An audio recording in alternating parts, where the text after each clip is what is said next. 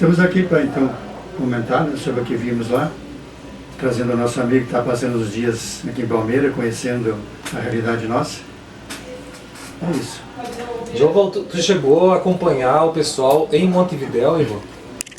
Bom dia. Bom dia a todos. Sim, eu cheguei no Brasil no meio de março para aprender português primeiro, antes de sair ao interior. Certo. E não sabia do Congresso Sul-Americano da Erva Mate antes de chegar. E foi uma surpresa boa para mim. E bom, como eu tenho interesse em introduzir erva mate na África um dia, eu achei boa ideia ir para Montevideo para assistir esse congresso e valeu a pena muito. Aprendeu muito lá. Muito, sim. Apesar de que não entendi tudo do que falaram no português, aprendi muito. Porque lá foi muito espanhol, né? Sim, foi mais espanhol por sorte, porque eu falo espanhol um pouco melhor que português. Não, tu tá saindo bem. Pelo momento. Beleza. Qual é o teu plano na questão da erva mate em negócios na África do Sul? Porque tu é um comerciante, tu não é um agricultor, né? Mas tu é um comerciante e qual é o foco que tu quer dar para a erva mate naquele país? Bom, eu sou estudante ainda. Eu terminei os estudos de negócios há 2 anos e agora estou estudando línguas, incluso espanhol e português e o erva mate, mas é um estudo informal, pessoal, não é de nenhuma universidade. E bom, eu vendo um pouquinho da erva mate na África do Sul. Só as pessoas que já conhecem erva mate, mas eu acho que há muita potencial para introduzir erva mate aos sul-africanos que não conhecem erva mate, que ainda não têm contato com erva mate. Então, por isso fiz esta viagem para aprender mais, para fazer contatos no setor ervateiro e escrever muito, tirar muitas fotos, fazer muitos vídeos sobre erva mate para mostrar eles lá que é um produto bem grande, que todos tomam nesta parte do mundo e espero que vão gostar da erva mate e é um trabalho de vários anos que tenho, de 20 anos pelo menos. E se funciona na África do Sul, pode funcionar no restante da África. E a África é um continente bem grande. E interessante que o mercado principal, a população principal são de classe baixa na África. Então, eu acho que, como estamos falando sobre a alimentação hoje, pode ser uma forma mais saudável para a classe baixa na África também. É um produto natural, saudável, com muita alimentação, poder antioxidante, te faz bem, sentir bem e melhor tomar erva mate que café instantâneo. Assim, Giovaldo, tu conheceu em pouco tempo a realidade latino-americana dos gostos da erva mate. Porque se tu foi para o Uruguai, tu viu que a erva deles é uma erva mais grossa e ela é mais forte para te tomar do que a nossa erva que tu tomou aqui em Palmeira, por exemplo. Na nossa grande região aqui, a nossa erva mate, ela é mais calma, é mais suave para ser tomada. Ao contrário dos latino-americanos, do Uruguai ali, os argentinos, toda essa costa, também o Paraguai, eles tomam uma erva mais forte, uma erva um pouco mais grossa. No teu gosto e no gosto africano, qual tu acha que vai pegar melhor? A nossa erva mais suave ou a erva mais forte que é tomada no Uruguai, por exemplo? Bom, essa é a pergunta. O segredo do gosto, não sei ainda, mas Eu conheço a erva mate argentina muito bom. Eu passei um ano na Argentina em 2008 para aprender o espanhol. E conheço a erva mate uruguaia também, e agora brasileiro e paraguaio também. Então, aqui cada país tem um consumidor que quer um sabor específico. Na África do Sul, ninguém tem preferência. Então, eu posso escolher mais ou menos o sabor que eu talvez quero introduzir na África.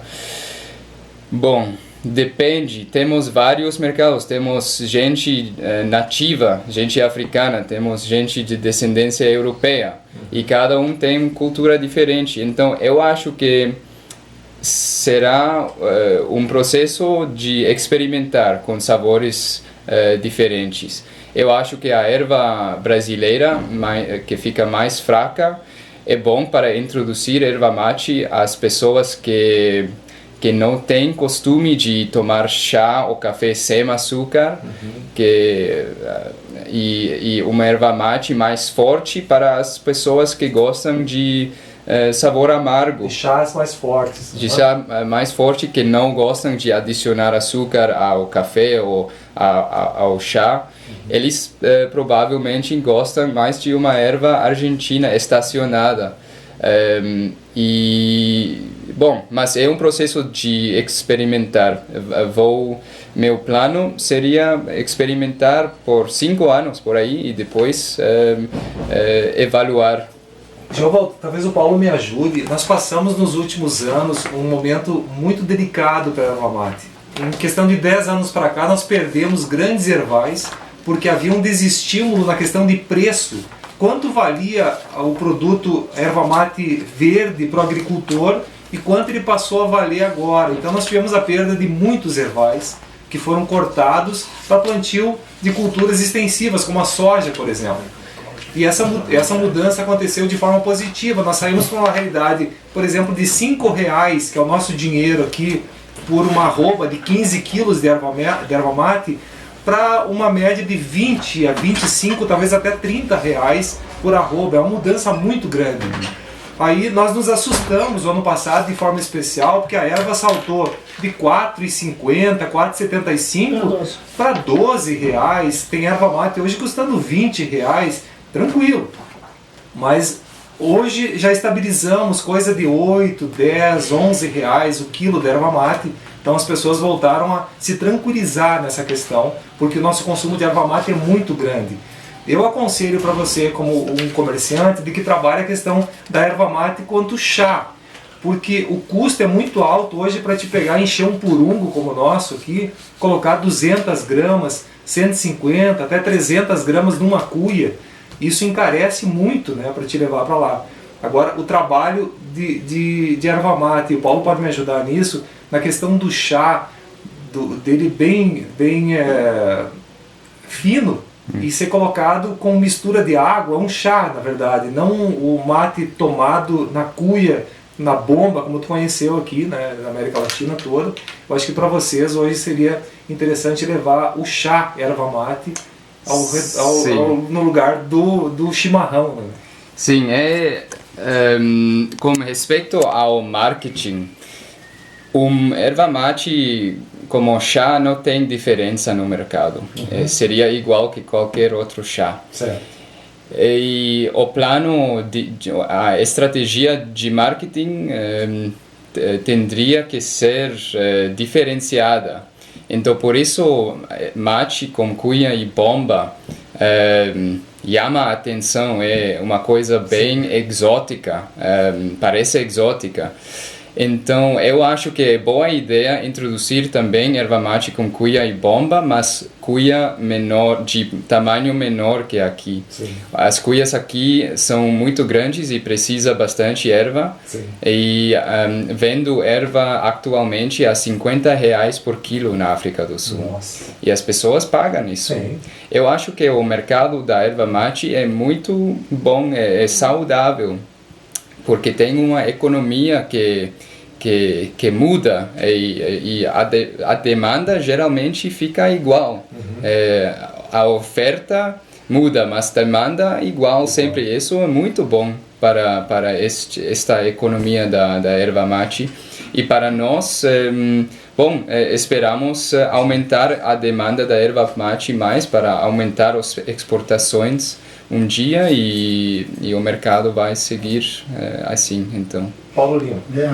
Marcos, a manutenção do preço da erva mate como está aí hoje é uma das lutas, né, das organizações Sindimate, Ibramate, próprias associações que estão ainda... Mas tu já sente uma estabilidade, Paulo? Já se sente uma estabilidade, tá. Porque dessa forma está remunerando o mateicultor, aquele que tem a erva plantada, ou pretende plantar ainda, introduzir, que possibilita adubação, manejo correto, né, de forma a manter a cultura como atividade econômica, saindo da atividade marginal como era até então. Né? Então hoje já se pensa, né, numa cultura de erva mate como alternativa importante de renda, principalmente para a agricultura familiar, que é o que nos traz aqui, né, na minha pessoa, como um voluntário, né, de trabalho em erva mate, vislumbrando essa possibilidade como alternativa para a pequena propriedade. Bacana. Carlos Santos, vamos trabalhar um pouquinho a questão do desafio que os governos, o governo estadual, hoje o governo